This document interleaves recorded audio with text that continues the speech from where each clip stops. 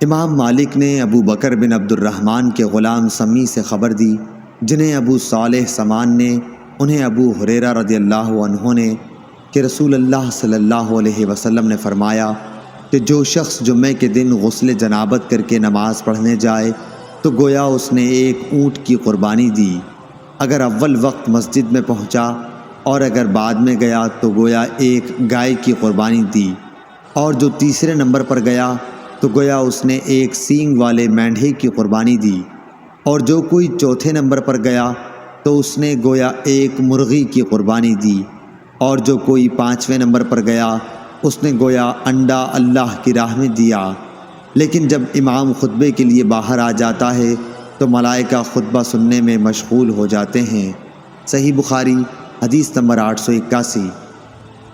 ابو سعید مقبری نے عبداللہ بن ودیعہ سے خبر دی، ان سے حضرت سلیمان فارسی رضی اللہ عنہ نے،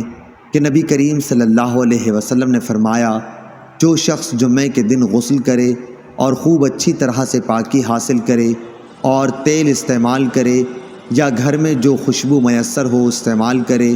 پھر نماز جمعہ کے لیے نکلے اور مسجد میں پہنچ کر دو آدمیوں کے درمیان نہ گھسے، پھر جتنی ہو سکے نفل نماز پڑھے، اور جب امام خطبہ شروع کرے تو خاموش سنتا رہے، تو اس کے اس جمعے سے لے کر دوسرے جمعے تک سارے گناہ معاف کر دیے جاتے ہیں۔ صحیح بخاری حدیث نمبر 883۔